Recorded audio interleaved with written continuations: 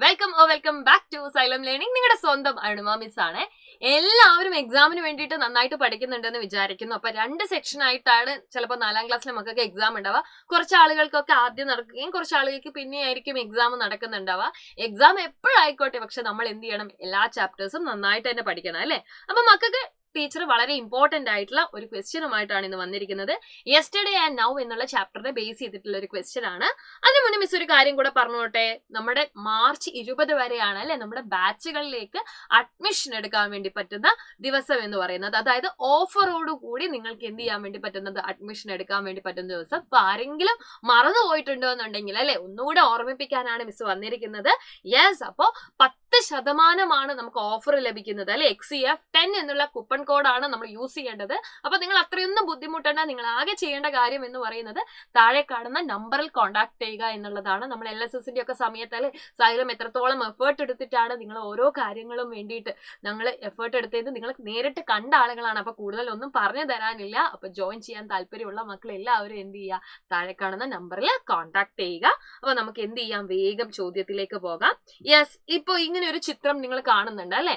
ഈ ചിത്രം എന്താണ്, ഒരു കുടുംബം എന്ത് ചെയ്യുന്നുണ്ട്, TV കണ്ടുകൊണ്ടിരിക്കുകയാണ് അല്ലെ. ഈ ഒരു ചിത്രം നിങ്ങൾ കാണുമ്പോൾ തന്നെ നിങ്ങൾക്ക് ഇതിൽ നിന്ന് കുറെ കാര്യങ്ങൾ മനസ്സിലായിട്ടുണ്ട്. എന്തായാലും മിസ് ഇത് ഈ അടുത്ത് ഇന്നലെയോ മെഞ്ഞാന്നോ ഒന്നും എടുത്ത ഒരു ചിത്രമൊന്നും അല്ല അല്ലെ. ഒരുപാട് വർഷങ്ങൾക്ക് മുന്നേ ഉള്ള ഒരു ചിത്രമാണ് ഇതെന്ന് വളരെ പെട്ടെന്ന് തന്നെ നിങ്ങൾ മനസ്സിലാക്കി. എന്തൊക്കെ കാര്യങ്ങൾ കൊണ്ടാണ് നിങ്ങൾ ഇതൊരു വളരെ പണ്ടുള്ള ചിത്രമാണെന്ന് പറഞ്ഞത്?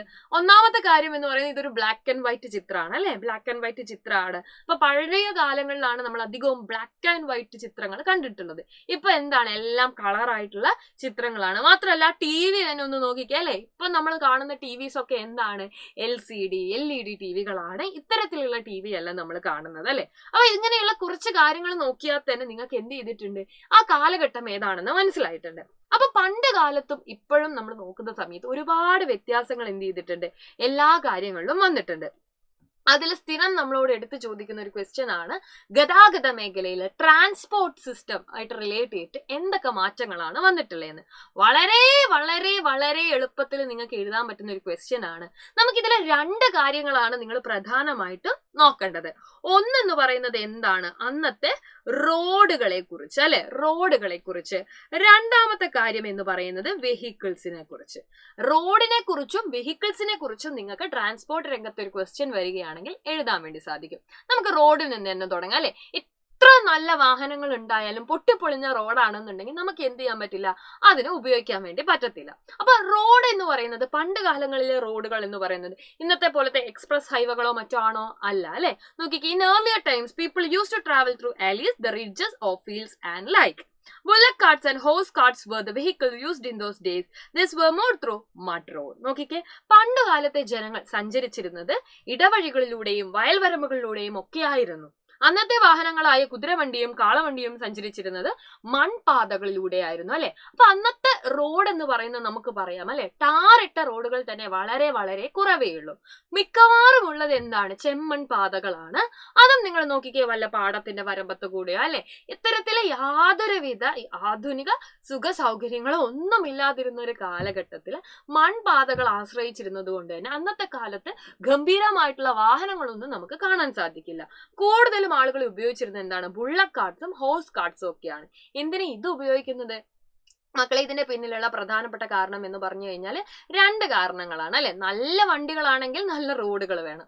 നല്ല വണ്ടികൾ കൊണ്ടുവരാൻ പറ്റാത്തതിന്റെ പ്രധാന കാരണം എന്ന് വെച്ചാൽ റോഡുകൾ എന്ത് ചെയ്യുന്നില്ല എന്നുള്ളതാണ് അല്ലെ. പിന്നെ സവാരിക്ക് വേണ്ടിയിട്ട് അന്നത്തെ കാലത്തെ ആളുകളുടെ കയ്യിൽ എന്താണ്, വലിയ പൈസയൊന്നും ഉണ്ടായിരുന്നില്ല ഇതൊന്നും കൊടുക്കാനുള്ള അല്ലെ. എല്ലാവർക്കും വണ്ടികളൊന്നും വാങ്ങാൻ പറ്റിയ ഒരു സ്ഥിതിയൊന്നും പണ്ട് കാലത്തില്ല. അതുകൊണ്ട് തന്നെ ആളുകൾ കൂടുതലായി ഉപയോഗിച്ചിരുന്നത് അന്ന് ലഭ്യമായിരുന്ന സാധനങ്ങളാണ്. അതുകൊണ്ട് തന്നെ കാളവണ്ടി, കുതിരവണ്ടി ഇതൊക്കെയായിരുന്നു ഉപയോഗിച്ചിരുന്നത്. രാജാക്കന്മാരാണെന്നുണ്ടെങ്കിൽ അല്ലെ പല്ലക്ക് കാര്യങ്ങളിലൊക്കെ ആയിരുന്നു സഞ്ചരിച്ചിരുന്നത്. അപ്പൊ ഇത്തരം കാര്യങ്ങൾ നിങ്ങൾ എന്ത് ചെയ്യുക, കൃത്യമായിട്ട് ഓർത്ത് വെക്കുക.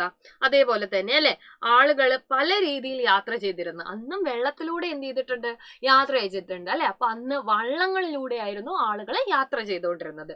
ബോട്ടുണ്ടോ? ഇല്ല അല്ലെ. തോണി, ഇത്തരത്തിലുള്ള പായ് പായ്ക്കപ്പലുകൾ ഇതൊക്കെയായിരുന്നു ആളുകൾ ഉപയോഗിച്ചിരുന്നത്. പായ്ക്കപ്പൽ എന്ന് പറയുമ്പോൾ അല്ലെ, കാറ്റിന്റെ വേഗതയ്ക്ക് അനുസരിച്ചാണ് പായ്ക്കപ്പൽ പോവുക. വലിയ എഞ്ചിനോ കാര്യങ്ങളോ ഒന്നും അല്ല അതിനകത്തുള്ള അല്ലെ, കാറ്റിന്റെ ഗതിക്കനുസരിച്ച്. അതുകൊണ്ട് തന്നെ അന്നത്തെ ആളുകളല്ലേ പല സ്ഥലങ്ങളിൽ എത്തുക എന്നുള്ളത് വളരെ ദുർഘടം പിടിച്ചൊരു കാര്യമായിരുന്നു. എന്നിട്ടും അല്ലെ പോർച്ചുഗീസ് എന്നൊക്കെ എന്ത് ചെയ്തിട്ടുണ്ട്, ഇന്ത്യയിലേക്ക് ആളുകൾ എത്തിയിട്ടുണ്ട് എന്നുള്ള കാര്യം നിങ്ങൾ എന്ത് ചെയ്യുക, ഓർത്ത് വെക്കുക. യെസ്, അപ്പൊ ഇത്രയും കാര്യങ്ങൾ എല്ലാവർക്കും മനസ്സിലായിട്ടുണ്ടെന്ന് വിചാരിക്കുന്നു. അടുത്തൊരു ദിവസം ഒരു കിടിലൻ വീഡിയോ ആയിട്ട് നമുക്ക് വീണ്ടും വരാം. Until then, bye bye, see you, take care.